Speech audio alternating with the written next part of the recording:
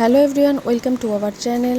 আমার মেয়ের জন্মদিন ছিল 24 মার্চ, তাই সকাল সকাল স্নান করে পুজো করতে গেছিলাম, কিন্তু গেটে তালা লাগানো ছিল। বাইরে থেকে পুজো করলাম আর ভগবানকে বললাম আমার মেয়েকে সুস্থ রাখো, ভালো মনের মানুষ যেন ও হয়।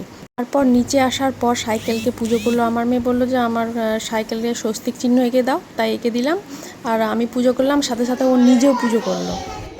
বেলুন সাথে সাজাতে এলো, খুবই সুন্দর সাজিয়েছিল দাদাভাইটা। তারপরে ইভিনিং টাইমে সবাই ফ্রেন্ডরা এলো, ও তো প্রচণ্ড হ্যাপি। তারপর ভাবলো কখন কেক কাটবো, তারপর লাস্টে কেক কাটারও টাইম চলে এলো। দেখতে পাচ্ছি তোমরা প্রচণ্ড খুশি হয়।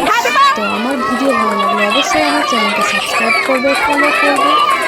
দেখা হচ্ছে পরের ভিডিওতে। তোমরা সবাই ভালো থাকবে, সুস্থ থাকবে। আর এখন চলছে নবরাত্রি, তাই আমরা সব কিছু নিরামিষ খাচ্ছি। আর এই কেকটাও ছিল এগলেস।